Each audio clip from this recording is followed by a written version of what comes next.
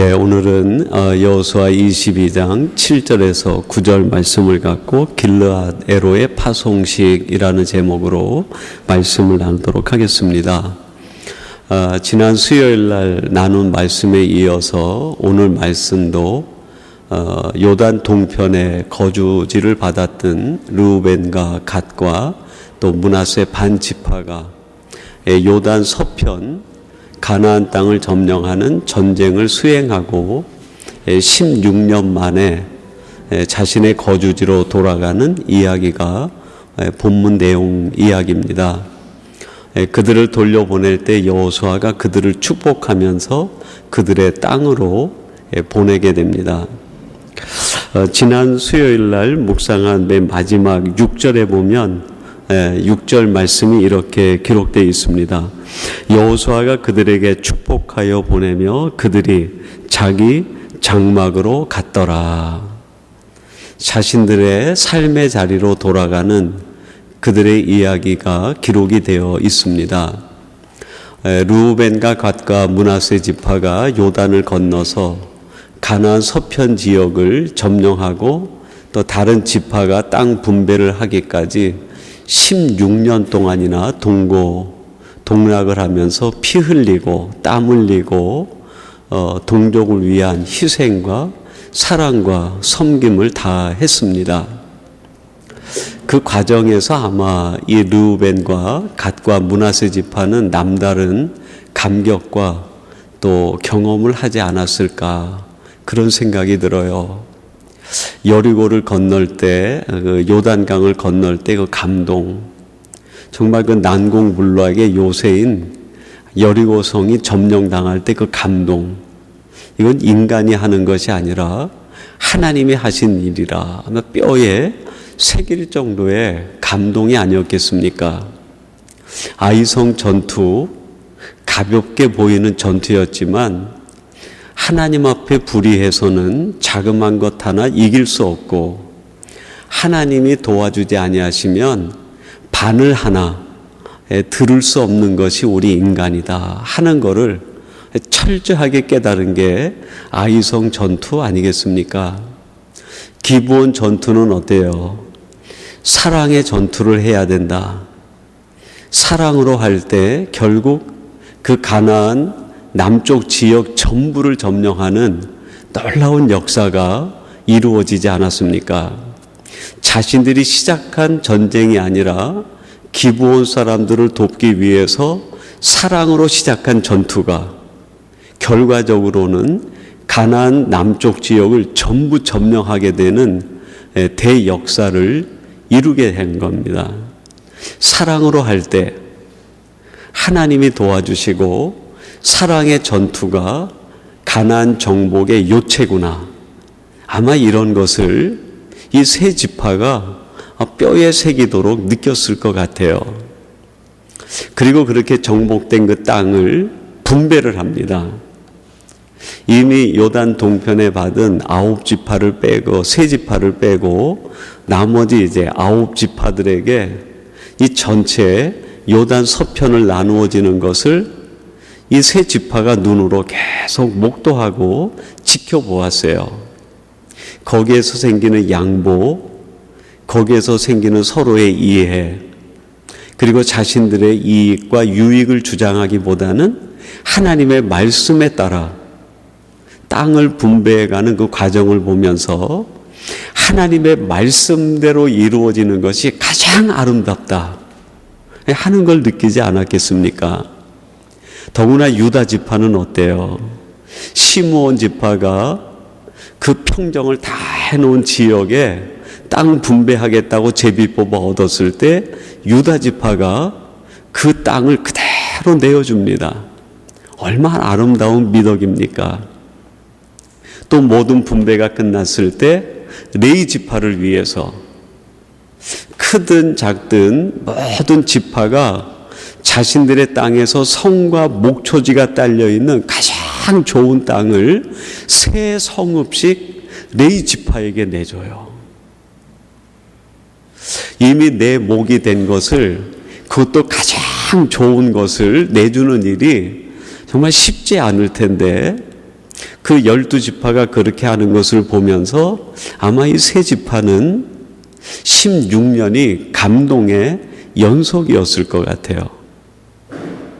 그렇게 16년간 가나안 서편 지역을 점령케 한 다음에 하나님께서 이들을 자신의 삶의 자리로 돌려보내는 겁니다. 여기에 오늘 메시지의 핵심이 달려 있어요. 여러분이 르우벤과 갓과 므낫세 지파는 이제 요단 서편 지역을 점령하는 전쟁을 마치고 자신들의 삶의 자리에 돌아가서 그들의 남은 인생 후반전을 살게 됩니다. 요단을 건너서 요단 서편을 점령한 게 인생 전반전이라 그렇게 유비할 수 있다고 하면 다시 요단을 건너 파송받아 살아가게 되는 요단 동편에서의 삶은 그들의 인생의 후반전이 아니겠는가. 이런 의미에서 오늘 본문은 우리에게 의미가 있겠다, 그런 생각이 들어요. 여러분, 우리들은 이제 우리의 나이에 상관없이 우리 인생 후반전을 맞이한 사람들 아닙니까? 내가 살아가는 내 인생 이제 마지막 어떻게 살 것인가? 하나님께서 내 인생 지금까지 이렇게 지켜주시고 은혜 가운데 함께 하시고 많은 것을 베풀어 주셨는데, 그렇다고 하면 내 남은 인생 어떻게 살 것인가 하는 것에 대한 지혜를 오늘 본문을 통해서 우리가 배울 수 있게 됩니다. 여호수아가 이 세 지파를 요단 동편으로 보내면서 아마 여호수아 마음이 그랬을 것 같아요. 이제 너희들의 삶의 자리로 돌아가 남은 너희들의 인생을 이 요단 서편에서 경험했던 은혜를 새기면서 살면 좋겠다. 너희들의 남은 인생, 지금까지 살아온 것처럼 땀 흘리는 인생, 누군가를 위해 희생하는 삶, 사명과 목적이 있는 인생을 살아가면 좋겠다. 이게 여호수아의 세 지파를 자신들의 땅으로 보낼 때의 마음 아니겠습니까? 여러분, 이거는 여호수아의 마음이 아니라 그들을 다시 그들의 땅으로 보내시는 아버지의 마음 아니겠어요? 하나님께서 지금 여호수아를 통해서 이 세 지파를 그들의 땅으로 보낼 때 그들을 보내시는 하나님의 마음, 그 땅에 가서 어떻게 살 거를 기대하시는 하나님의 기대, 하나님의 바람이 지금 여기에 기록된 거 아니겠습니까? 마찬가지로 똑같이 하나님도 지금 우리에게 이런 기대를 가지고 계시는 거 아니겠어요? 내가 너희들에게 이런 기대를 가지고 있다. 내가 너희들에게 이런 바람을 가지고 있고 너희들이 이러한 인생 후반전 남은 인생을 살았으면 좋겠다. 이게 지금 우리를 향하신 하나님의 마음 아니겠습니까? 그러면 지금 이 여호수아가 이 세 지파를 요단 동편으로 보낼 때 어떤 마음으로 그들을 보내고 있는가? 첫째는 기억하라. 기억하라고 하는 아주 강한 메시지를 오늘 본문을 통해서 이 세 지파에게 전달하고 있습니다. 여러분, 본문 9절 말씀 우리 같이 한번 봉독해 보십시다. 여호수아가 이들을 보내면서 9절에서 아주 중요한 메시지 하나를 남기는데 9절 말씀 우리 같이 봉독하겠습니다. 시작.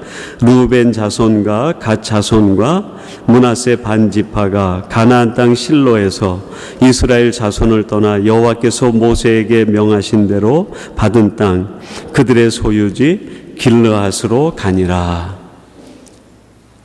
요단 동편에 이 세 지파를 보내는데 오늘 본문 마지막에 보면 이들을 보내는 그 땅 지명을 길르앗이라고 얘기를 했어요. 여러분, 요단 동편이 땅 분배를 받은 것은 우리들이 여호수아 말씀을 쭉 묵상해서 알고 있지만 밑에 에돔, 모압 그리고 위쪽으로 올라가면 시리아 인근 지역에 있는 거대한 땅입니다. 그 요단 동편 땅이 전체가 길르앗이 아니에요. 길르앗은 므낫세 지파가 받은 북쪽에 있는 조그만 도시 하나 이름이에요. 그렇게 주목할 만한 큰 도시도 아닌 작은 도시 하나인데 이 동편 지역에는 세 지파를 보내면서 길르앗으로 보내고 길르앗으로 가니라 그렇게 이야기를 했어요. 오히려 이 본문의 자연스러운 표현은 이 세 지파를 요단 동편으로 보내니라 그게 더 자연스러워요. 이들이 돌아가서 전부 길르앗에 사는 것이 아니라 각자의 땅으로 가서 살 때 그 지역 전체가 얼마나 광범위하고 흩어진 지역인지 몰라요. 그런데 굳이 오늘 본문 9절 말씀에서는 이들을 길르앗으로 보낸다 그렇게 표현하고 있습니다. 창세기의 길르앗이라는 이름이 처음 나오는데 31장에 처음 나옵니다. 야곱이 삼촌 라반 집에서 큰 떼를 이루고 결혼해서 자손이 생긴 뒤에 형 에서를 만나기 위해서 삼촌 라반에게 말하지 않고 몰래 빠져나왔어요. 이 사실을 나중에 삼촌 라반이 알고 오해를 하고 야곱을 추적해 갑니다. 그렇게 해서 이 삼촌 라반과 야곱이 딱 마주친 자리가 갈르엣, 길르앗이에요. 거기에서 이 삼촌 라반과 야곱이 서로 오해가 풀린 다음에 제단을 하나 쌓습니다. 돌 무더기를 전부 모아놓고 라반은 그곳의 이름을 여갈사하두다라고 이름을 지었어요. 돌 무더기. 근데 야곱은 똑같은 그 장소를 갈르엣이라고 이름을 지어요. 증거의 제단. 근데 31장 49절에 보면 하나님이 다른 이름을 하나 더 줍니다. 라반은 여갈사하두다라고 얘기했고 야곱은 갈레지라고 했는데 하나님은 그곳의 이름을 미스바라고 이름을 지어줘요. 미스바. 미스바라는 뜻은 감찰한다 그런 뜻이에요. 살펴본다 그런 뜻이 있어요. 그래서 이 미스바를 고통명사로 쓸 때는 전망대, 파수대 그런 말로도 번역을 합니다. 이 갈르의 길르앗은 어떤 곳인가? 하나님의 백성들을 감찰하시는 곳이에요. 너희들이 지금 어떻게 살고 있는지 감찰한다는, 너희들의 삶의 모습을 하나님이 지금 보고 계신다는. 여호수아가 요단 동편에 있는 이 세 지파를 요단 동쪽으로 보내면서 길르앗으로 보낸다라고 길르앗을 강조해요. 무슨 뜻일까요? 이제 너희들이 요단 동편에서 살아갈 때 하나님이 너희들이 어떻게 사시는지 지켜보고 계실 거야. 이것을 기억하라는 거예요. 그 땅에서의 너의 삶은 하나님이 지켜보시고 그 땅에서 너희들의 행동을 하나님이 지켜보시고 그 땅에서 행하는 너희들의 말과 너희들의 삶을 하나님이 다 지켜보신다는 거예요. 이걸 기억하라.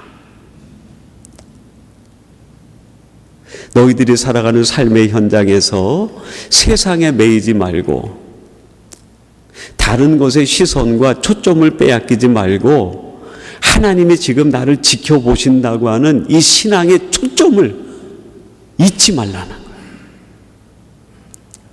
이 신앙을 초점을 잊지 않을 때 너희들이 그곳에서 성민답게 살아갈 수 있고 그곳에서 하나님의 백성답게 살아갈 수 있고 우리 지파 중에 한 지파의 명예를 지키며 살아갈 수 있게 된다는 거예요.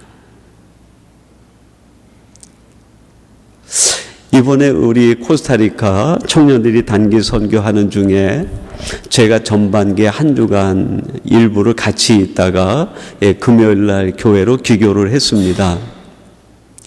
목요일 저녁에 사역을 다 마치고 이제 제가 금요일 날 떠나오게 되니까 서로가 이제 쉐어를 하면서 그동안의 사역을 하나씩 얘기하고 또 반성도 얘기하고 또 앞으로 할 사역에 대한 다짐도 한 사람 한 사람 얘기하는 시간이 있었어요.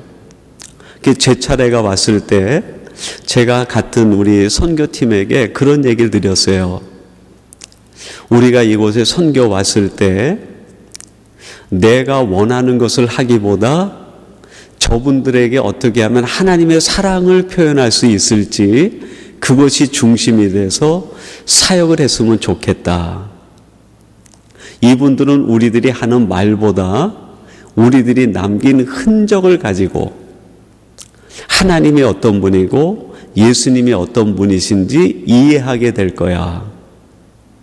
그러니 우리들이 잠깐이라도 긴장을 늦추지 말고 우리의 말과 행동과 삶이 하나님을 보여주고 예수님을 보여주는 선교가 되게 했으면 좋겠다 하는 이야기를 같이 나누었어요. 제가 지금까지 신앙생활하면서 잊혀지지 않는 한 가지 정말 제 마음에 귀하게 담겨 있는 일이 하나가 있는데요. 제가 중학교 때 출석하던 교회가 한일교회라고 그 천호동에서도 버스를 타고 한 20분 정도 하남시 쪽으로 들어가야 있는 아주 시골, 그때는 정말 시골에 있는 교회였어요. 그 교회를 가게 된 게 저희 학교 교목 목사님이 거기서 개척을 하신 거예요. 조금 사람이 사는 도시나 마을에서 개척을 하셔도 될 텐데 정말 그 시골 촌동네 들어가서 농가 몇 가구 되지도 않는데 거기에서 개척을 하신 거예요. 그래서 학생회 임원들과 몇 사람이 일부러 그 교회에 가서 학생회를 같이 하고 그 학생 때 그 교회를 출석했었습니다.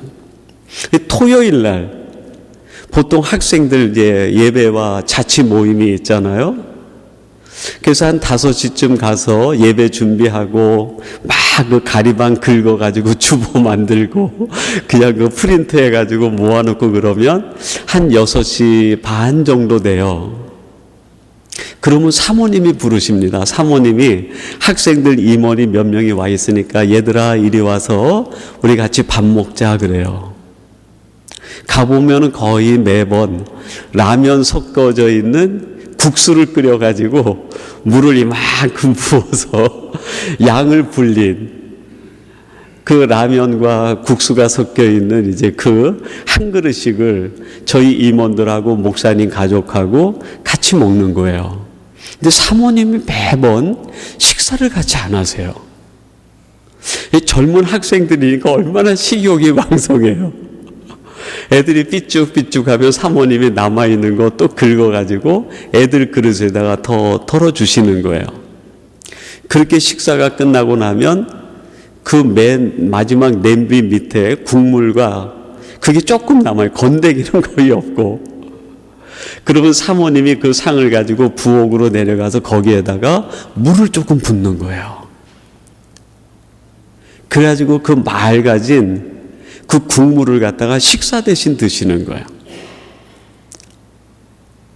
어느 순간에 제가 이렇게 하다가 그 부엌에 사모님이 들어가서 그거 하는 걸 딱 보는 순간에 심장이 딱 멎는 것 같은 느낌이 들더라고요.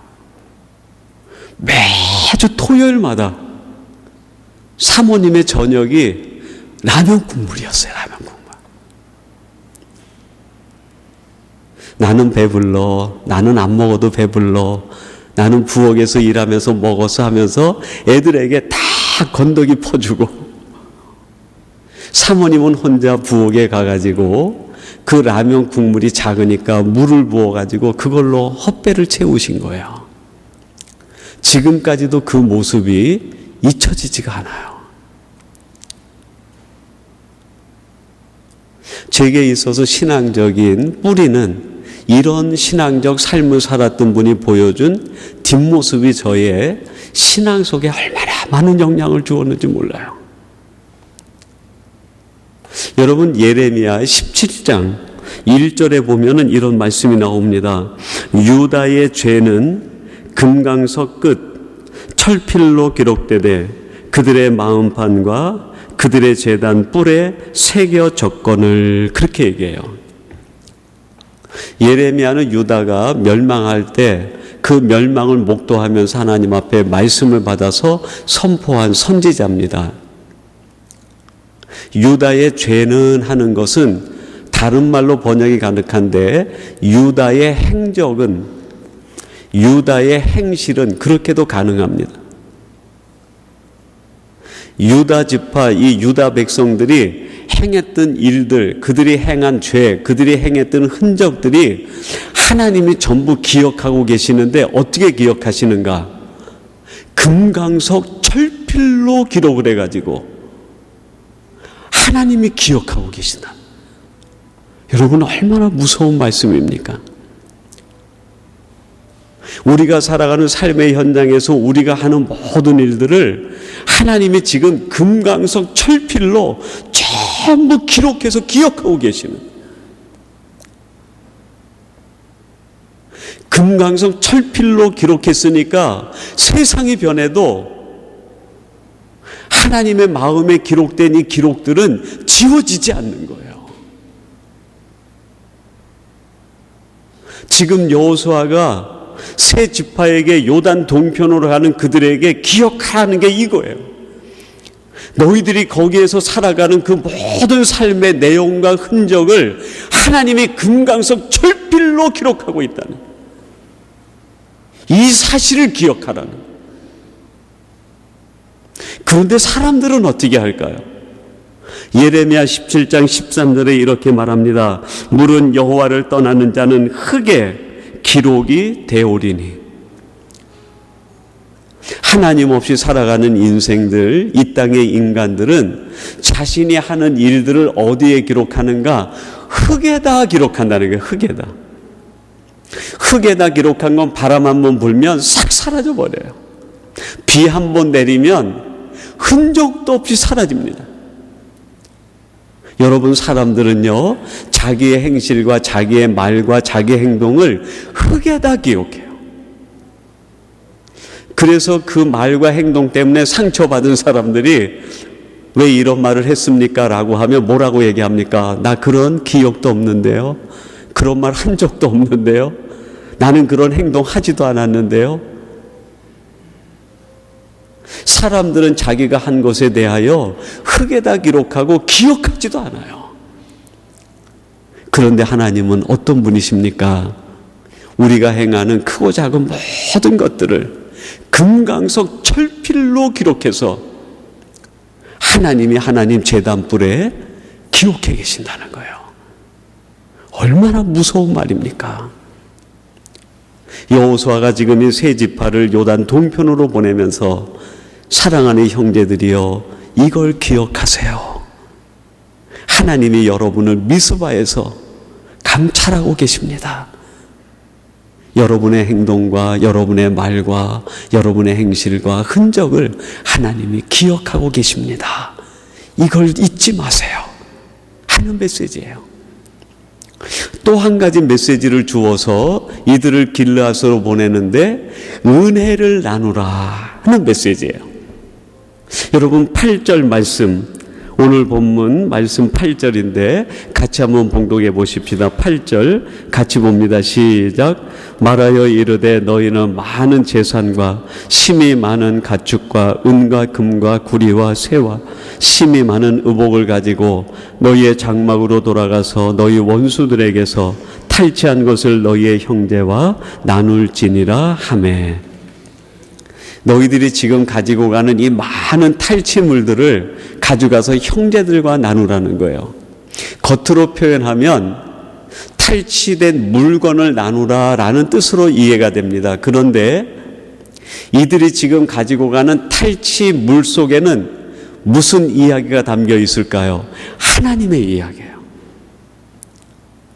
여리고 전투에서 얻은 탈취물, 아이성 전투에서 얻은 탈취물, 기브온 전투에서 얻은 탈취물, 그 가나안 서편 남쪽 지역을 점령하면서 얻은 탈취물들 속에는 물건이 아니라 그 물건 하나하나에는 하나님이 역사하신 하나님의 이야기가 담겨 있는 거예요. 요단 동편으로 이들을 보내면서 여호수아가 이들에게 말하고 싶은 것은 물건을 나누어 주어가 아니라 그 물건 속에 담겨 있는 하나님이 어떻게 역사하셨고 하나님이 어떤 일을 하셨고 너희들에게 하나님이 어떤 존재인지를 은혜를 나누라는 거예요. 은혜를. 저희가 선교하던 캐시크릭의 홍명선 선교사님 그 선교지에 저희가 처음 갔을 때 선교사님이 저희들을 그 원주민 선교는 어떻게 해야 되는가 그걸 교육하기 위해서 선교사님 댁의 지하 예배실이 있는데 거기에서 예배를 드리고 1시간 정도 이제 강의를 해 주셨어요. 강의가 끝난 뒤에 그 조그만 예배실 선반에 쭉 둘러서 보이는데 그 원주민들이 사용하는 물건들이 거기 쫙 이렇게 진열이 되어 있는 거예요. 뭐 북도 있고 채도 있고 원주민이 쓰는 여러 가지 물건들, 그들이 손으로 떠서 만든 거, 또 십자가 문양, 또 독수리를 그린 그림, 이런 것들이 쫙 전시가 되어 있는 거예요. 제가 그것을 하나 이렇게 주목해 보고 있으니까 선교사님이 오셔서 하나하나 설명을 해 주더라고요. 목사님, 이거는요 어느 부족의 추장이 그 마을에 와서 선교해 주어서 고맙다고 마음을 담아서 나에게 선물로 준 겁니다. 이 그림은 원주민 누구가 예수를 믿고 신앙을 고백하면서 그린 그림입니다. 이 뜨개질한 것은 원주민 중에 어떤 아줌마가 예수를 믿고 교회 와서 감사해가지고 손으로 떠서 선물로 준 겁니다. 그 물건들 하나하나에는 물건보다 더 귀중한 신앙 이야기, 하나님의 이야기, 하나님이 어떻게 역사했는지, 하나님이 원주민들을 얼마나 사랑하는지, 하나님이 나를 보내서 무슨 일을 하게 하시는지 그 이야기가 그 물건들 속에 전부 담겨 있다는 거예요. 선교사님에겐 그것이 물건이 아니라 하나님의 사랑 이야기고 하나님의 신앙 이야기였어요. 여러분, 지금 여호수아가 이 세 지파에게 많은 탈취물을 주고 이걸 가져가서 너희들의 형제들에게 나누라고 얘기합니다. 물건을 주라는 게 아니에요. 그 물건 속에 담겨 있는 하나님의 은혜의 메시지, 하나님의 사랑의 메시지, 하나님이 어떤 분이고 하나님이 나를 통해 어떤 일을 행하셨는지 그걸 나누라는 거예요.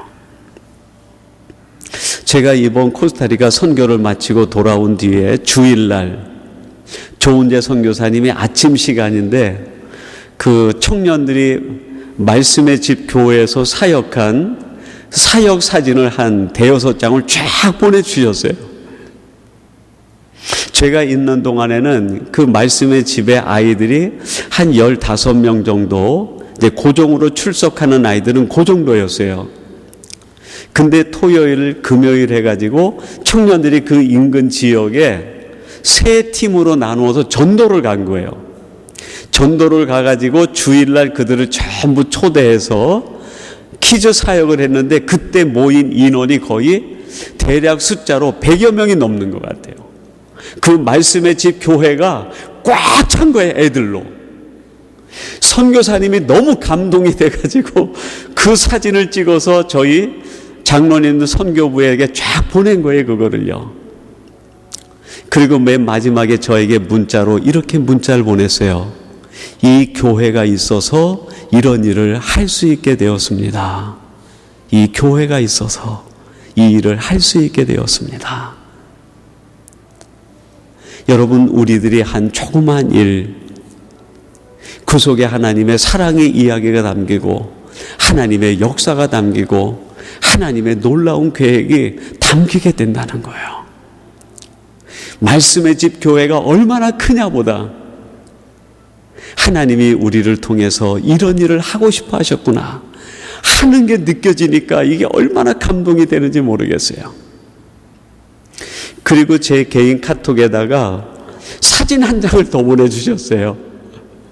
그 말씀의 집 현지 교회 성도가 조그만 비닐봉지에다가 자신 그 마당에 심겨져 있는 아보카도 열매를 한 주먹만한 걸 한 대여섯 개 따가지고 거기에 담아가지고 그것을 선교팀에게 먹으라고 가져온 것을 사진으로 찍어서 제게 하나를 보여주신 거예요.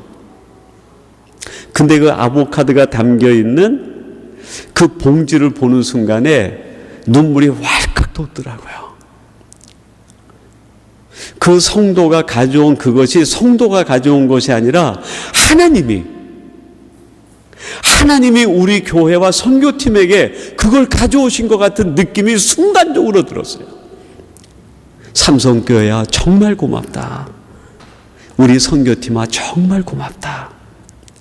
너희들이 이것을 해서 이 교회를 통하여 내가 이 땅에 많은 사람들이 구원받기를 원하는데 그 일을 할 수 있도록 너희들이 이런 일을 행하고 이런 큰 일을 한 거 정말 고맙다. 그 현지인이 봉투에 아보카도를 담아온 것이 아니라 제 눈에는, 제 마음에는 하나님이 감사하다고 우리에게 감사를 표현하는 것 같았어요. 너희들로 인하여 이런 일이 있을 수 있어서 참 고맙다. 참 감사하다. 여러분이 요단 동편의 세 지파가 자기 땅에 가서 탈취문을 나누면서 하나님이 아이성 전투에선 이런 일을 했고 여리고 전투에선 이런 일을 했고 기브온 전투에는 이런 일을 했습니다라고 할 때 가장 기뻐하실 분이 누굴까요? 전리품을 나눠서 같이 갖는 사람이 아니라 하나님의 이야기를 전하는, 하나님의 이야기를 드러내는 걸 보고 하나님이 가장 기뻐하시는 거죠. 여호수아가 지금 이 세 지파에게 당부하고 싶은 것이 그거였어요. 세상에 있는 탈취물에 마음 빼앗기지 말고 너희 심령에 이루어진 요단 서편에서 너희들이 경험한 하나님의 은혜, 이것을 너희의 삶의 자리에서 나누어 하나님의 영광이 드러나게 하고 하나님이 감사와 기쁨으로 견딜 수 없게 하라는, 이것이 여호수아의 간곡한 부탁 아닙니까? 사랑하는 성도 여러분, 우리는 나이에 관계없이 인생 후반전을 맞이했어요. 이제 우리는 인생을 마무리할 단계입니다. 우리의 삶의 자리에서 어떻게 우리의 인생을 가장 아름답게 후반전을 살고 마무리할 수 있을까요? 기억해야 돼요. 내가 행하는 것 한 가지 한 가지를 미스바에 계신 하나님이 전부 감찰하시고 지워지지 않는 금강석 철필로 하나님이 기억하시는 거예요. 내 칭찬거리가 기록된다고 하면 얼마나 감격스럽겠어요. 근데 여러분, 추한 우리의 이야기, 나도 잊어버리고 싶은, 내 자신마저도 미워할 수밖에 없는 그런 이야기들이 하나님 나라에, 하나님 마음에 철필로 기록된다고 하면 여러분, 이거 통곡할 일 아닙니까? 우리의 남은 인생 그런 이야기는 기록되지 않아야 될 것 같아요. 그리고 또 한 가지, 은혜를 나누는 거예요. 내가 있는 그곳에서 하나님이 감사하다고 고맙다고 우리들에게 감격의 눈물을 흘릴 수 있는 그런 삶, 여러분 생각만 해도 설레이지 않습니까? 우리의 남은 인생 후반전 이렇게 살다가 하나님 부르실 때 아멘 하고 응답하고 기쁨으로 하나님 품에 달려가는 우리 모두가 되기를 주님의 이름으로 축원합니다. 우리 같이 기도하겠습니다. 하나님 아버지, 오늘 주신 말씀을 통해서 이제 요단 서편 지역의 16년간의 사명을 감당하고 자신들의 삶의 자리로 돌아가는 요단 동편 세 지파에게 기억하라 메시지를 주며 너희들이 이곳에서 받은 은혜를 그곳에 있는 사람들에게 전달하여 하나님을 기쁘시게 하라고 하는 메시지를 듣고 자신의 삶의 자리로 돌아가는 세 지파와 같이 하나님, 오늘 예배하는 저희들이 우리의 인생 남은 후반전을 이렇게 살게 도와주시옵소서. 우리 코스타리카에서 사역하고 있는 선교팀의 건강을 지켜주시고 돌아오는 순간까지 하나님께서 은혜의 장중에 붙잡아 주시옵소서. 예수님의 이름으로 기도하옵나이다. 아멘.